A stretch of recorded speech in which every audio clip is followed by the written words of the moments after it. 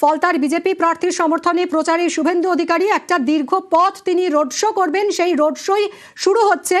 তীব্র গরম উপেক্ষা করেই মানুষের ঢল তাকে দেখতে, তাকে শুভেচ্ছায় ভরিয়ে দিয়েছেন মানুষ। কিছুক্ষণ আগেই শিব মন্দিরে পুজো দিয়েছেন হাসিমনগরে এবং তারপর এখান থেকেই তার রোড শো শুরু হচ্ছে। দীর্ঘ 25 কিলোমিটারের রোড শো করবেন শুভেন্দু অধিকারী। অর্পণ রয়েছে আমার সঙ্গে, আরো একবার জানাবে অর্পণ, ঠিক পথের দুধারে আমরা দেখতে পাচ্ছি এই মুহূর্তে মানুষের ঢল, কি বার্তা দিচ্ছেন শুভেন্দু অধিকারী? একদমই দেখো, 117 নম্বর যে জাতীয় সড়ক, সেই 117 নম্বর জাতীয় সড়ক কার্যত অবরুদ্ধ। বিজেপি কর্মী সমর্থকরা তাদের উল্লাস চোখে পড়ার মতো দুধারে তারা যেমন রয়েছে, রাস্তার উপরে তারা চলে এসেছেন এবং মুখ্যমন্ত্রী শুভেন্দু অধিকারী সবাইয়ের কাছে করজোড়ে তিনি জানাচ্ছেন যে রাস্তা ছেড়ে দেওয়ার জন্য এবং রাস্তা তাড়াতাড়ি গাড়ি নিয়ে যাওয়ার জন্য। কারণ এই যে মিছিল বা এই যে রোড শো, সেটি নির্দিষ্ট সময় থেকে 1 ঘন্টা দেরি হয়েছে। তিনি আগেই বলেছেন যে কিছুটা হলেও সময় নষ্ট হয়েছে, সেই সময় নষ্ট না করে ফলতার প্রতিটি প্রান্তে তিনি যাবেন বলেছিলেন এর আগেই এবং সেই মতো তিনি শুরু করেছেন সেই তার শোভাযাত্রা এবং সেই যাত্রাতে যারা অংশগ্রহণ করেছেন এবং এই যে র্যালি চলছে, সেই র্যালির চারিদিকে যারা রয়েছেন তাদের উদ্দেশ্যে তিনি ফুল ছুড়ে দিচ্ছেন এবং যারা কার্যত বলা যেতে পারে যে এই যে র্যালি, সেটা কিন্তু একটা ইতিহাস গড়তে চলেছে ফলতার বুকে। কারণ তুমি জানবে এর আগে বিরোধীরা এই ফলতা সহ ডায়মন্ড হারবার লোকসভা কেন্দ্রে সেইভাবে প্রচার করতে পারতেন না, এমনটাই অভিযোগ করা হয়েছে। শুধুমাত্র বড় বড় যে সভাগুলো হতো সেই সভাতেই মানুষজন তারা কিছুটা ভয় কাটিয়ে আসতেন, কিন্তু সেই ভয়ের পরিবেশ আর নেই এবং সেই ভয়ের পরিবেশ না থাকার জন্য শুভেন্দু অধিকারী তিনি এই মুহূর্তে যে রোড শো করছেন, সেই রোড শোতে দেখা যাচ্ছে যে প্রচুর মানুষ তারা রাস্তার দুধারে ভিড় জমিয়েছেন এবং সঙ্গে অবশ্যই বিজেপির যিনি প্রার্থী দেবাংশু পান্ডা তিনি রয়েছেন বিজেপির একাধিক নেতৃত্ববৃন্দ। শুভেন্দু অধিকারী সবাইয়ের জন্য তিনি যেমন হাত নেড়ে তাদেরকে সম্বোধন করতেন, পাশাপাশি ফুল ছড়িয়ে তাদেরকে উৎসাহিত করতেন।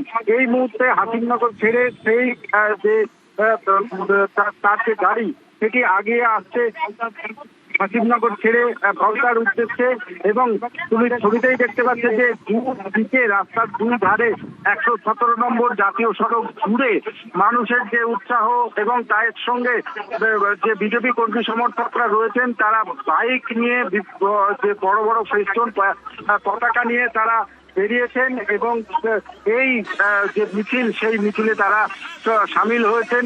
গাড়িকে সুসজ্জিত ভাবে সাজানো হয়েছে এবং এই যে দীর্ঘ 25 কিলোমিটার রাস্তায় তিনি আজকে নির্বাচনী প্রচার সারবেন, সেই নির্বাচনী প্রচারে সাধারণ মানুষের যোগদান কিন্তু চোখে পড়ার মতো এবং তিনি প্রথম থেকেই যে বার্তা দিয়েছেন প্রতিটি যে ফলতার যে বিধানসভা কেন্দ্রের প্রতিটি প্রান্তে তারা পৌঁছাবেন এবং সেই প্রতিটি প্রান্তে মানুষের সঙ্গে তারা তিনি দেখা করবেন এবং যারা আক্রান্ত হয়েছেন এমন বেশ কয়েকজনের বাড়িতে যাবেন, যারা রাজনৈতিক হিংসার বলি হয়েছেন তাদের বাড়িতে গিয়ে তাদের পরিবারের সদস্যদের সঙ্গে কথা বলবেন এবং যারা রয়েছেন এই মুহূর্তে রাস্তার দুধারে তাদের সঙ্গে কথা বলতেন এবং তাদের সঙ্গে কথা বলে এলাকার মানুষের তাদের যে বক্তব্য সেটাও কিন্তু তারা নিতে চাইছেন। তুমি এই মুহূর্তে দেখতেই পাচ্ছ দেবাংশু পান্ডাকে নিয়ে সেই যে সুসজ্জিত গাড়ি, সেই গাড়ি কিন্তু এগিয়ে চলেছে শিরাকোল ছেড়ে হাসিমনগর ছেড়ে ফলতার উদ্দেশ্যে।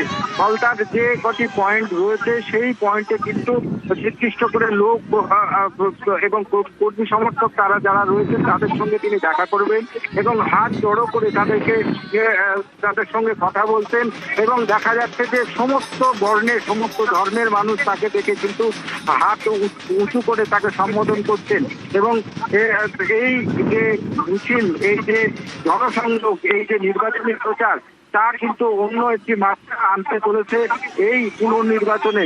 তুমি জানবে যে মানুষ কিন্তু রাস্তায় দুধারে একেবারে ভিড় করে তারা রয়েছেন এবং একেবারে হাসিমনগর, সেখানে শুভেন্দু অধিকারী নামতেই সেখানে মঞ্চে থেকে স্থানীয় মানুষদের উদ্দেশ্যে তিনি বার্তা দেন এবং এই মুহূর্তে তিনি তার যে আজকের নির্দিষ্ট যে কর্মসূচি অর্থাৎ ফলতা বিধানসভা, তুমি জানো যে গত শনিবারই মুখ্যমন্ত্রী শুভেন্দু অধিকারী এখানে একেবার জানিয়েছিলেন যে তিনি দিনভর তার ঢাকা কর্মসূচি রয়েছে এবং তিনি র্যালি করবেন এবং আজকের যে 25 কিলোমিটার র্যালি অর্থাৎ ফলতা বিধানসভার সর্বত্র সমস্ত এলাকা তিনি কিন্তু চষে বেড়াবেন, এমনটাই কিন্তু আজকে তার কর্মসূচি রয়েছে। এই মুহূর্তে রাস্তার দুপাশে 3 ধরনের জায়গা নেই, রাস্তা বলা চলে পুরোপুরি একেবারে সাধারণ মানুষের ভিড় উপচে পড়েছে। প্রচুর মহিলা, আমরা যেটা দেখছি অতনু, যে মহিলাদের ভিড়, তারা কিন্তু একেবারে সকাল থেকে অপেক্ষা করে আছেন কখন শুভেন্দু অধিকারী আসবেন।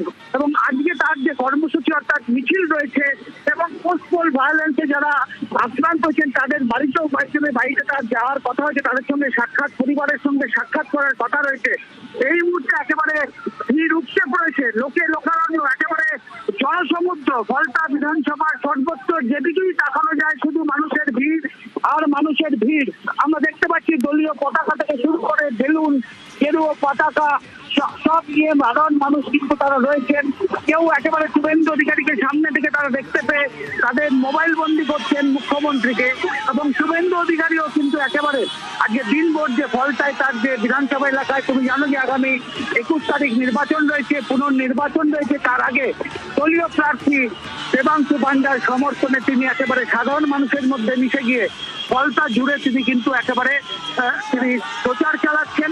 এবং তিনি কিছুক্ষণ আগে যখন প্রথম নেমে হাতিমনগরে সেখানে এসে তিনি পরিষ্কার জানিয়ে দেন যে পোস্টপোল ভায়োলেন্সে যারা যে সমস্ত মানুষজনের মৃত্যু হয়েছে তাদের পরিবারকে তিনি চাকরি দেবেন, সেই আশ্বাসও কিন্তু আজকে শুভেন্দু অধিকারী মঞ্চ থেকে দিয়েছেন। এবং ভয় নয়, এখন আর ভয় নেই, ভরসা রয়েছে, বিজেপি একটা ভরসা রয়েছে, পরে প্রত্যেককে কিন্তু তিনি শুভেন্দু অধিকারী বলেন যে ভয় পাওয়ার কোনো কারণ নেই।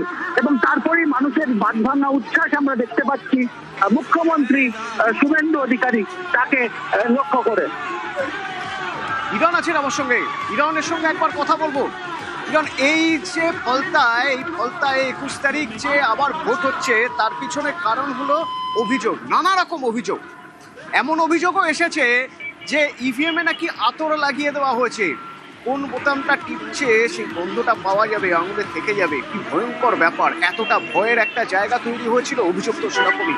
এবং হাজার একটা অভিযোগের পরে নির্বাচন কমিশন বাধ্য হয়েছে পুরো বিধানসভা জুড়েই আবার ভোট করাতে।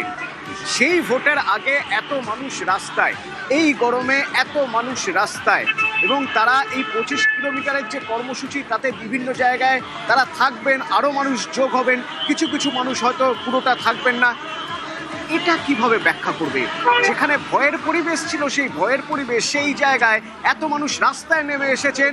আজ মুখ্যমন্ত্রী শুভেন্দু অধিকারী প্রচারের শেষ লগ্ন, 2 দিন পরে ভোট, সেই প্রচারে সামিল হতে চলে এসেছেন রাস্তায়। কিভাবে ব্যাখ্যা করবে এটা? দেখো, এখানকার ফলতার মানুষজন বলছেন 4 তারিখের পর, অর্থাৎ 4 মের পর তারা যেন স্বাধীনতা পেয়েছেন। আগে তারা প্রকাশ্যে বেরোতে পারতেন না, বিরোধী দল করলে তাদেরকে হুমকি, মার, একাধিক অত্যাচার সহ্য করতে হতো।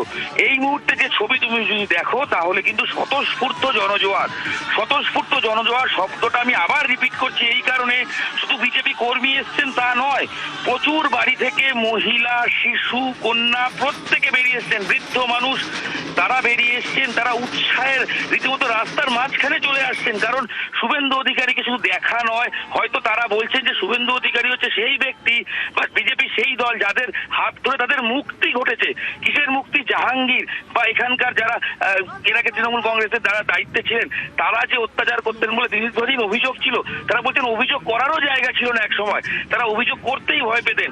তারা এখন স্বতঃস্ফূর্ত হয়ে মানুষের কাছে বেরিয়ে এসছেন এবং সেই মানুষরা শুভেন্দু অধিকারীকে মালা পরাতে চাইছেন, কেউ পুষ্পবৃষ্টি করছেন। আসলে যার জন্য বা যার হাত ধরে, যার যে এই মানুষের যে এখানকার মানুষ, ফলতার মানুষ বলছেন রীতিমতো স্বাধীনতা পেয়েছেন তারা। গত 29 তারিখ ভোটেও তারা স্বতঃস্ফূর্তভাবে নিজেদের ভোট দিতে পারেননি। যারা দিয়েছেন তাদের হয় সেলোটেপ লাগানো ছিল বিরোধী প্রার্থীর ক্ষেত্রে, কোথাও আতর লাগানো ছিল। অর্থাৎ যে 29 তারিখ লাস্ট যে ভোটের দিন ছিল সেদিনও কিন্তু ফলতায় মানুষ নিজেদের মতামত প্রকাশ করতেই পারেননি। নির্বাচন কমিশন সেই প্রমাণ পাওয়ার পর পুরো ফলতায় নজিরবিহীন ঘটনা, পুরো ফলতা বিধানসভার রিপোলিং এর সিদ্ধান্ত নিয়েছেন। সেই সিদ্ধান্তের পর ইতিমধ্যেই রাজ্যে বিজেপি সরকারের পালাবদল হয়েছে, বিজেপি সরকার চলে এসছে। সেই সরকারের আমলে যে আরেকবার যখন রিপোলিং হতে চলেছে সেই পরিস্থিতিতে দাঁড়িয়ে মানুষ বলছেন তারা, ফলতার মানুষ স্বাধীনতা পেয়েছেন। এই স্বাধীনতা তারা দীর্ঘদিন অপেক্ষা করেছেন। নারী থেকে শুরু করে বয়স্ক মানুষ, মহিলা প্রত্যেকের কথা বলছি, তারা কিন্তু স্বতঃস্ফূর্ত জনজোয়ার।